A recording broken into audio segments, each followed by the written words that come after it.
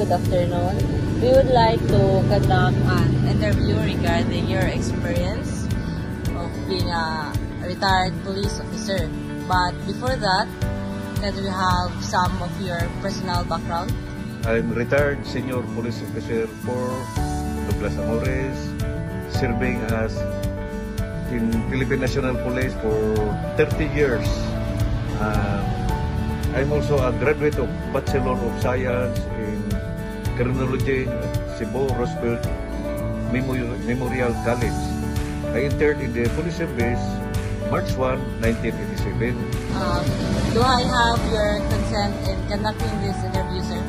Okay. So we will start asking our questions.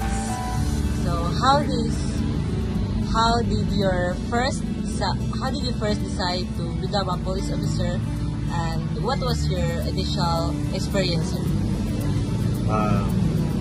That was my ambition since I birth to become as a good policeman.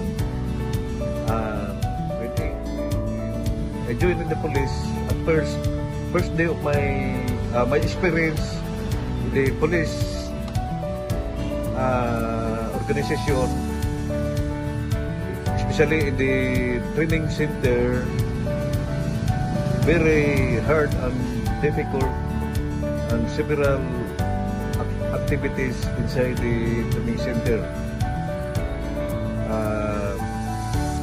Because of a lot of policies inside the training center,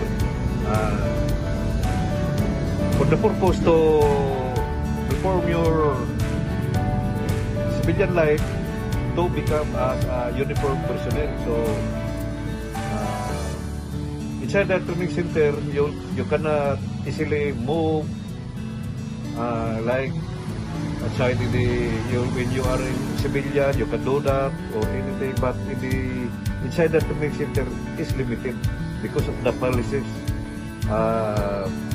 For the purpose to become a disciplined police officer. So what is the difference between the police before and the current in relation to the enforcement of laws?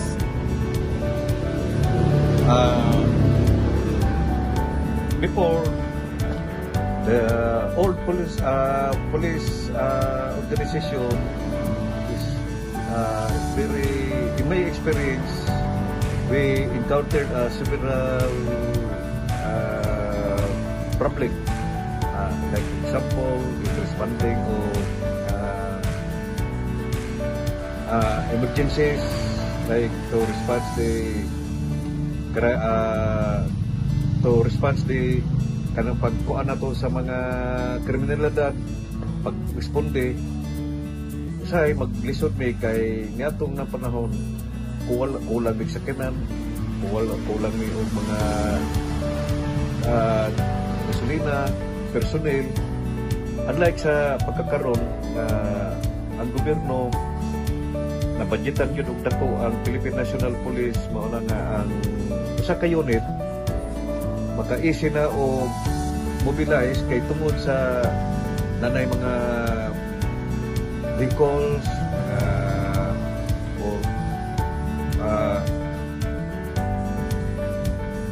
any supplies for the police. So dali na kayo ma-respondihan namo ang usa ka alarma na gikinahanglan sa mga katawhan.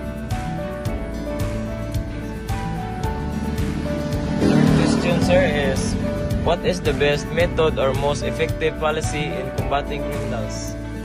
In my experience as a police officer, the best effective in combating criminals is the police visibility. Police visibility to prevent the criminal element to do a criminal act. And the second is the intelligence and investigation section, because the purpose of that is to conduct monitoring who is the criminal group or criminal elements existing in your EUR. That was the most important in the police organization. what are some significant challenges during your service that give you hardship?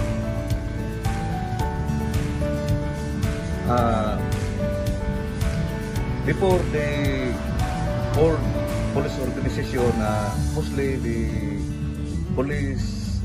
qualification of the minimum qualification of the police is just only a high school graduate or 72 unit. So mostly wala pa kasi silang background sa law enforcement, kay dili man sila mga graduate of criminology. As compared now, majority sa mga new graduates, sa mga graduate yun sa Bachelor of Science of Criminology. Ang Bachelor of Science in Criminology, nanatanan diha ang mga relasyon sa mga law enforcement. So, sa among experience niya to, gamay ra kayo na pulis ang familiar kayo sa investigation. As compared sa karon na ordinary nga policeman nga nag-rank of patrolman, kamao na sa investigation, kay nga naman kay sila mga graduate naman sa Bachelor of Science of Criminology, majority. Okay, next. And our last question, sir, is during your time, what are some changes in the requirements that has affected some specific qualities in achieving the outcome of your work, sir? Sa akong experience, ang ikumparar o ang karaan karon, ang sigod sa akong na-iskutan kanina, ang pulis ngadto o karon, kasagaran sa mga pulis ay ang karong mga bago mga professional, board passer, mga degree holder. Ikumparar niya itong naggikan sa ang uban, naggikan sa Philippine Constabulary nga o sa local police nga ang ilang eligibility minus na kayo kanang sub-prop pwede na mga police. So ikumparar karon nga board passer considered as a kuana siya sa civil service professional eligibility. So effective kayo ang sa pagkakaroon ang pagpadagan sa pagkumbate na to sa kriminalidad tungod sa ilang educational background. Thank you for the successful interview, sir, and cooperating with us. Okay, thank you also. Nga, pumuli nga mahimo mo mga mayong pulis sa atong nasod sa Pilipinas ug makatabang mo sa atong nasod sa pagkipagbatok sa mga kriminalidad. Sir, thank you for your service, sir. Sir, thank you for your service, sir.